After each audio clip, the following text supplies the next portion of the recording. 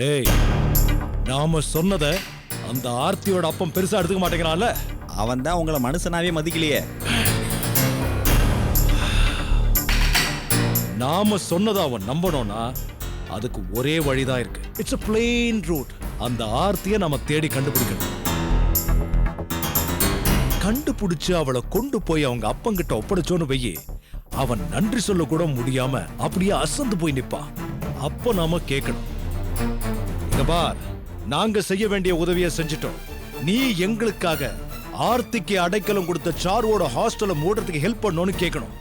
அவன் கண்டிப்பா பண்ணுவான்.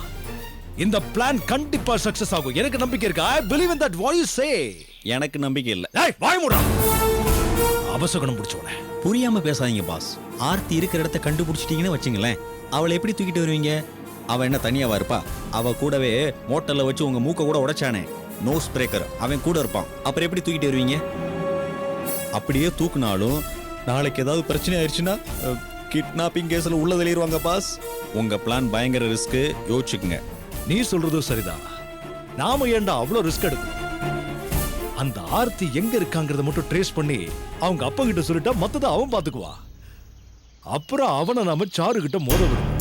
சாருவால அந்த கிராமத்து காட்டான சமாளிக்கவே முடியாது. என்ன சொல்ற? இது எப்படி இருக்கு? How is that? Not out. நல்லாவே இல்ல. என்னடா நீ எது சொன்னாலும் அஸ்து பாடிக்கிட்டு பாஸ், நீங்க என்ன அடிச்சாலும் சரி, உங்க மேலேயும் உங்க மூக்கு மேலே உள்ள அக்கறையில நான் சொல்றேன், இதெல்லாம் வேணாம். போடா கோழ. ஒரு தடவை அடி வாங்கணும்னா நாங்க பயந்து பின் வாங்கிடுவோமா?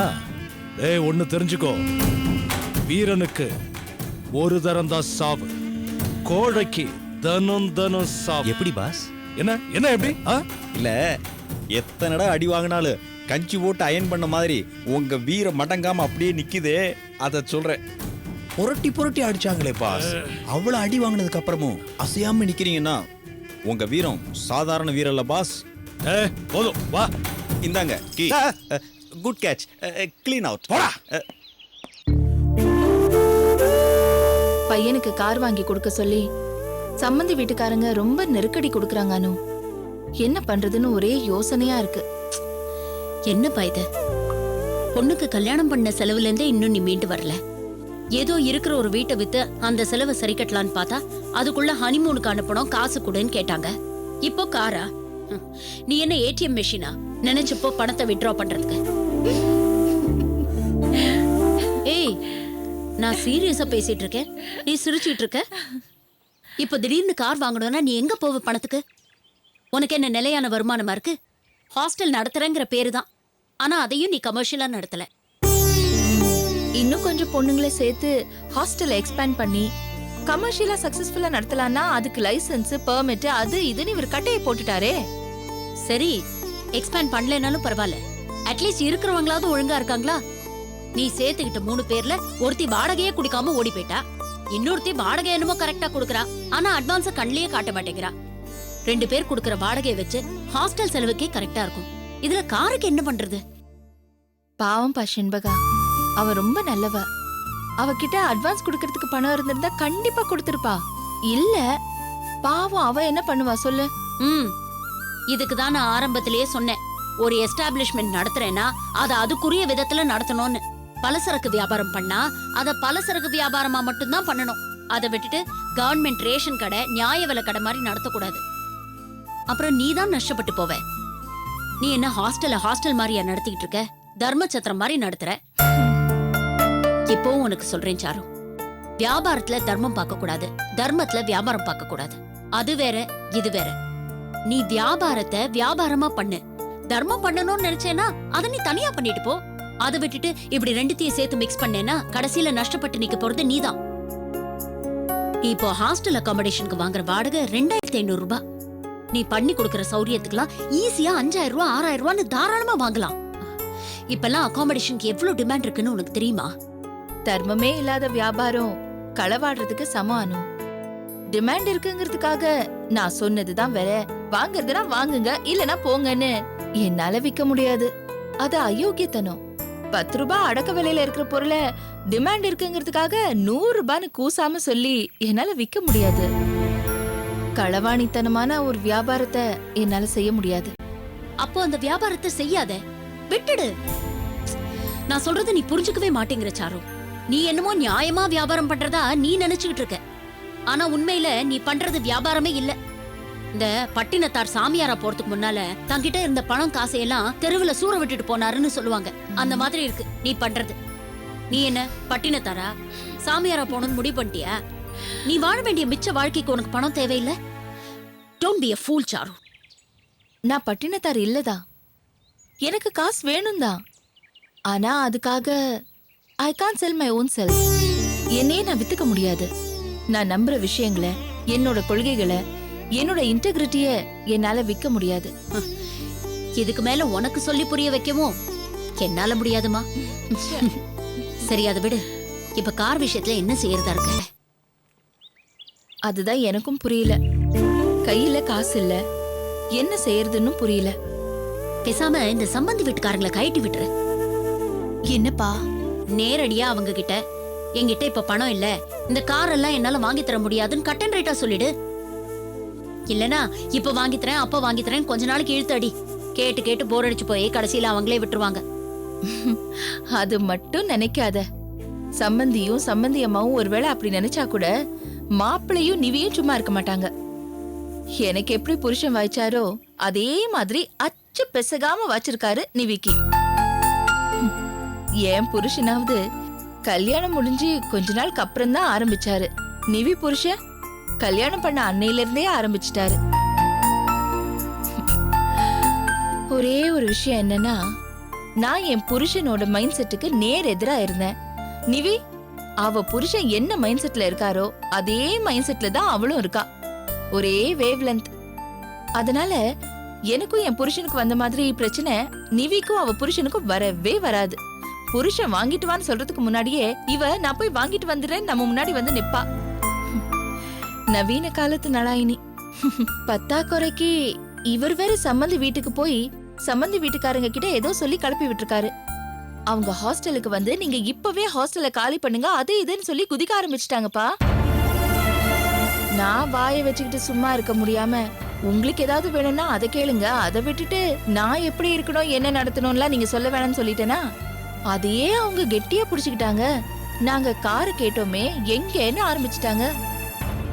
சரி வாங்கி தரேன் போங்கன்னு சமாதானம் பண்ணி அவங்கள அனுப்பி வைக்கிறதுக்குள்ள எனக்கு போதும் போதும் ஆயிடுச்சுப்பா. சரி இப்ப என்னதான் பண்றது? என்ன புதுசா கேக்குற? நீ தானே எனக்கு ஏடிஎம். கார் வாங்குறதுக்கு நீ தான் ஹெல்ப் பண்ணணும். லோனுக்கு அப்ளை பண்ணலாம். ஆனா பேங்க்ல உனக்கு ஸ்டாண்டர்ட் இன்கம் இல்லைன்னு சொல்லி லோனை ரிஜெக்ட் பண்றதுக்கு சான்சஸ் இருக்கு. என்னோட சேவிங்ஸ் எல்லாம் புரட்டினா கூட கார் வாங்குற அளவுக்கு தேருமான்னு தெரியல. ஒண்ணு பண்ணலாமா? அவர்கிட்ட கொஞ்சம் பணம் வாங்கிக்கிறேன், ரெண்டுத்தையும் சேர்த்து போட்டு நம்ம கார் வாங்கிடலாம். அதெல்லாம் வேண்டாம்ப்பா. நான் ஏற்கனவே உன்கிட்ட கைமாத்தா வாங்கின பணத்தையே இன்னும் திருப்பி கொடுக்கல. நீ எனக்கு பணம் தர வேண்டாம், பணம் வாங்குறதுக்கு ஹெல்ப் பண்ணா போதும். சரி நான் என்ன பண்ணணும்னு சொல்லு, அதை பண்றேன். ஹாஸ்டல் வீட்டோட பத்திரத்தை வச்சு அது மேல கடன் வாங்கி தரணும். பேங்க்ல வாங்கினாலும் சரி இல்ல பிரைவேட்டா வாங்கினாலும் சரி ஒரு 5 லட்சம் ரூபாய் வேணும்பா. சரி நான் அவர்கிட்ட பேசி ஏதாவது ஏற்பாடு பண்றேன். ஆனா எதுக்கு 5 லட்சம் ரூபாய்? இப்பெல்லாம் ஷோரூம்ல புது கார் ஏசியோட பேசிக் மாடலே 3 லட்சம் ரூபாய்க்கெல்லாம் கிடைக்குது. எல்லாம் அது வாங்கி கொடு போதும் அவங்களுக்கு. வாங்கி கொடுக்கறது கொடுக்கறோம், நல்லதாவே வாங்கி கொடுக்கலாமே.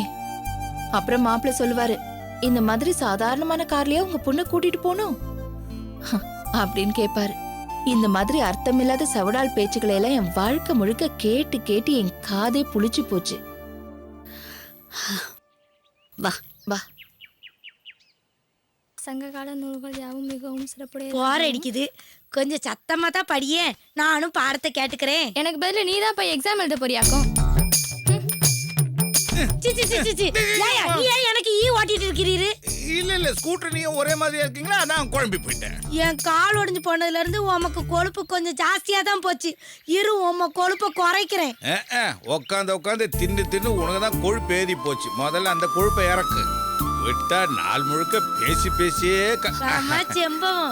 இப்பதான் உனக்கு கோழி கூவிச்சா? ஒரு பொம்பளை பிள்ளை இவ்வளவு சாவகாசமா இருந்தா போற இடத்துல எப்படி போய் குப்பைய கொட்டுவ? நறுக்குன்னு எந்திரிச்சு வர வேண்டாம். இல்ல அத்தை, கிளம்புற நேரத்துல ஒரு வேலை இருந்துச்சு, அதான் டிலே ஆயிடுச்சு. சாரி அத்தை. என்னத்த சாரி, போய் காப்பிய போடு. காலையில இருந்து பச்சை தண்ணி கூட பல்லுல படல. ஏன் இருக்கு தண்ணி கேன்காரன் தண்ணி கொண்டாந்து போடலையா? நான் வேணா ஃபோன் பண்ணி தண்ணி கொண்டு வர சொல்லட்டுமா? உங்க வீட்டுல யாரும் ஒண்ணு கேட்கல. காலையில இருந்து ஒண்ணும் குடிக்கலன்னு சொன்னேன். அதுக்குள்ள நம்ம வீட்டுல நிறைய பச்சை தண்ணி இருக்கு, வேணா நீர் போய் குடியும்.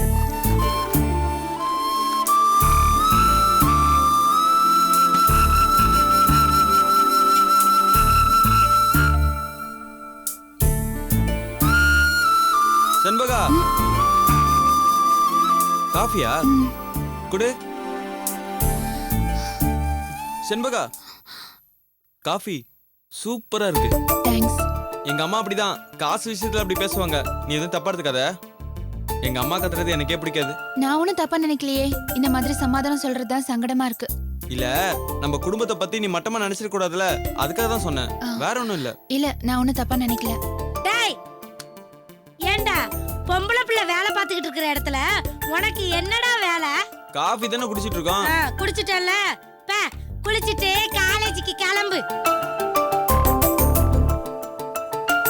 பையன் மொழி சரியில்லையே.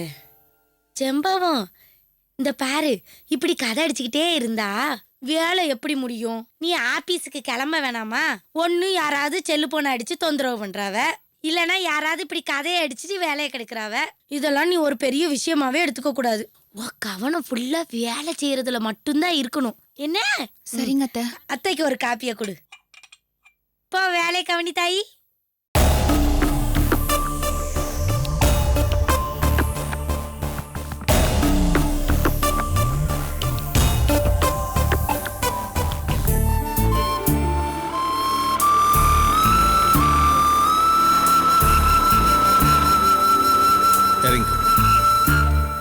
சரிங்க மாமா, நான் உள்ள போறேன், நீங்க கிளம்புங்க. அம்மாடி செம்பகா, ஒரு நிமிஷம் இல்லை. உன் அத்தை பேசினது எதையும் மனசுல வச்சுக்காதடா. அவளை பத்தி தான் உனக்கு தெரியுமே. அதே நேரத்துல என் நிலைமையும் உனக்கு புரியும். எதையும் நீ மனசுல வச்சுக்காதடா. நான் ஒண்ணுமே நினைச்சுக்கலன்னு சொன்னா அது போய் மாமா. அத்தை சில சமயம் பேசும்போது ரொம்ப வேதனையா தான் இருக்கு. உங்களுக்காக கூட பொறுத்துக்க முடியாத அளவுக்கு சில சமயம் பேசிடுறாங்க மாமா. எனக்கு புரியுதுடா. ஏன் என்னாச்சு, சொன்னாதான் கேட்க மாட்டேங்கிறாங்க. அடிச்சாவது திருத்தக்கூடாதான்னு நிறைய பேர் என்கிட்ட வந்து சொன்னாங்க. சங்க அறுத்தாலும் அவ திருந்த மாட்டாமா. ஏன்னா திருந்த கூடாதுன்னே வரம் வாங்கிட்டு வந்தவமா அவ. முள்ளு செடியை முள்ளு இல்லாத செடியா மாத்தவும் முடியும். அந்த மாதிரிதான் அவங்க அத்தையும். என்ன, அதிகபட்சம் அந்த முள்ளு குத்தாம தூரமா தள்ளி நின்னுக்கலாம். மத்தவங்க வேணா அப்படி தள்ளி நிக்க முடியும்டா. என்னால் அப்படி இருக்க முடியுமா? தினமும் குத்துப்பட்டுக்கிட்டு தான் வாழ்ந்துகிட்டு இருக்க. என்ன, என்னோட சேர்ந்து நீயும் குத்துப்படுறிய நினைக்கும் போதுதான் வேதனையா இருக்கு. நீ அவகிட்ட சிக்கிடக்கூடாதுங்கிறதுக்காக தான் நான் எவ்வளவோ முயற்சி பண்ணேன். ஆனா அவங்க அம்மாவை பிடிச்சி டைரக்ட் லைன்ல வந்துட்டான். அதனால தானே என்னால ஒண்ணும் பண்ண முடியல. சரிடா கண்ணா, எல்லாம் கூடி சீக்கிரம் மாறும். நடந்ததையே நினைச்சுக்கிட்டு இருக்காத. ஆபீஸ் வேலையில கவனம் செலுத்தி ஒழுங்கா வேலையை பார். என்ன, மாமா போயிட்டு வரேன். பத்திரமா போமா. வரேன்.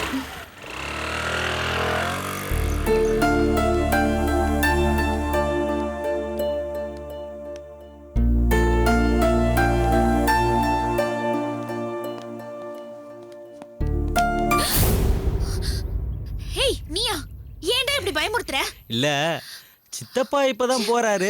சத்தமா கூப்பிட்டா அந்த ஆளு காதுல விழுந்துரும். அதான் வாயால கூப்பிடாம கையால கூப்பிட்டேன். என்ன சொல்லிட்டு போறாரு அந்த ஆளு? என் பொண்டாட்டி ரொம்ப கெட்டவ, நான் ரொம்ப ரொம்ப நல்லவன் அப்படின்னு சொல்றாரா? நம்பவே நம்பாத செம்பு. அந்த ஃபேமிலியில எல்லாருமே கெடி பசங்க. நல்லவனுக்கு மாதிரி நடிப்பானுங்க, ஆனா நல்லவனுங்களே கிடையாது. அந்த குடும்பத்துல இருக்கிறவங்க எல்லாருமே அவங்க தேவைக்கு ஒண்ணு யூஸ் பண்றாங்க செம்பு. இத பாரு செந்தில், இன்னைக்கு கோட்டாவுல கேட்க வேண்டியதுக்கு அதிகப்படியா கேட்டுட்டேன். கேட்டதே காதெல்லாம் வலிக்குது. எல்லாம் கொஞ்சம் இறங்கட்டும், அதுக்கப்புறம் மறுபடியும் கேக்குறேன். இப்ப ஆளை விடு, நான் ஆபீஸ் போகணும். செம்பு, சரி நீ போ. Do it first, do it next. ஆனா நான் மனசு விட்டு நிறைய பேசணும். நான் ஈவினிங் வரேன். பை.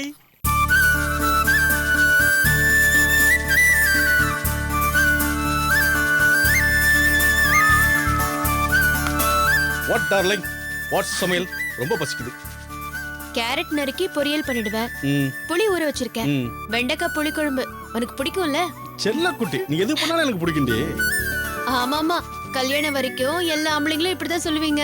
கல்யாணம் முடிஞ்சதும் சமையல் இது வாய்க்கு விளங்கலாம்பீங்க. தெரியாதாக்கும் உங்களை பத்தி? ஓகே சரி, அப்போ ஒன்று நாம பண்ணலாம். நம்ம 2 பேரும் டக்குன்னு கல்யாணம் பண்ணிக்கலாம். கல்யாணத்துக்கு அப்புறம் எனக்கு பிடிக்குதா பிடிக்கலையேன்னு சொல்றேன் நானு. அப்ப நீ பாத்துக்கியா?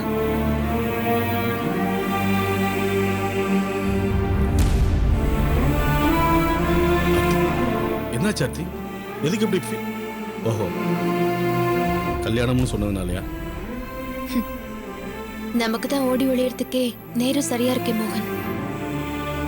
மும்பைக்கு போய் எப்படியாவது கல்யாணம் பண்ணலாம் தான் பிளான் பண்ணியிருந்தோம்.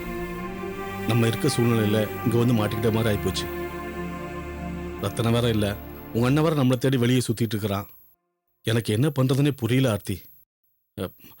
ரத்தனை வரட்டும், ரத்தனை வந்தா எல்லா பிரச்சனையும் சால்வ் ஆயிரும். நாம எங்கேயே கல்யாணம் பண்ணிக்கிட்டா என்ன? நாம ஏன் அப்படி பண்ணணும்? இல்ல நமக்கு கல்யாணம் ஆகாமலேயே நம்ம செத்து போயிடுவோமோன்னு ரொம்ப பயமா இருக்கு. சாகிறதுனா கூட எங்க அப்பாக்கு மகளா சாகாம உனக்கு பொண்டாட்டிய சாகணும்னு நினைக்கிறேன். ஏய் லூசா நீ, எப்ப பார்த்தாலும் சாரத பத்தி பேசிட்டு. நாம ஏன் சாகணும்? நாம 2 பேரும் நல்லா வாழறது உங்க அப்பா கண் கூட பார்க்க தான் போறாரு. இந்த பாரு ஆர்த்தி, நானும் நீ கல்யாணம் பண்ணிக்கிட்டா உனக்கு எனக்கு மட்டும்தான் தெரியும் நீ நானும் புருஷன் பொண்டாட்டின்னு. நாளைக்கு ஏதாவது பிரச்சனை, சாட்சிகள் இல்லைன்னா அந்த கல்யாணம் செல்லுபடி ஆகாது.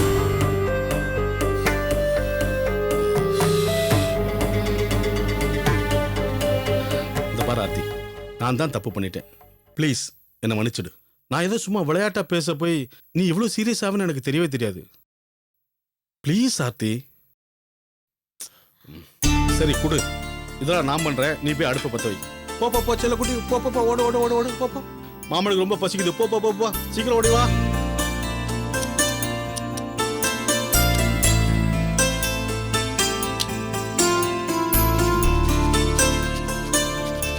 மோகன், என்னம்மா? கேஸ் தீந்து போச்சு. ஐயோ, அப்புறம் எப்படி சமைக்கிறது? அதான் எனக்கு ஒண்ணும் புரியல. என்ன பண்ணலாம்? வெங்கடேஷ் வர இல்ல, அவர் இருந்தா ஏதாவது ஹெல்ப் ஆகுது பண்ணுவான். போன் அடிச்சா எடுக்கவே மாட்டேங்கிறான். சரி, சமைக்கிறதுக்கு இப்ப என்ன பண்றது? ஒண்ணு பண்ணலாம், நான் மண்ணெண்ணெய் வாங்கிட்டு வரேன். ஒரு கேன் மட்டும் எடுத்துட்டு வா. நம்மகிட்ட தான் மண்ணெண்ணெய் ஸ்டவ் இருக்குல்ல, அதுல சமைச்சுக்கலாம். இல்ல அதெல்லாம் ஒண்ணும் போக வேண்டாம். இப்ப நீ வெளியே போறது எனக்கு ஒன்னும் சரியா படல. நீ போக வேண்டாம், உட்காரு. ஏய், போனாதான் சமைக்க முடியும், சாப்பிட முடியும். சமைக்கலனாலும் போக வேண்டாம், உட்காரு. அப்படி எப்படி சாப்பிடுறது? உட்காரு. என்னடி இது? சாப்பிடு.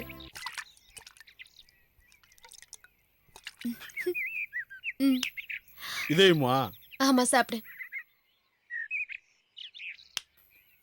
ஆர்த்தி, நீ சமைச்சிருந்தா எப்படி இருக்குமோ தெரியல, ஆனா இது ரொம்ப நல்லா இருக்கு. நக்கலா? நக்கலா?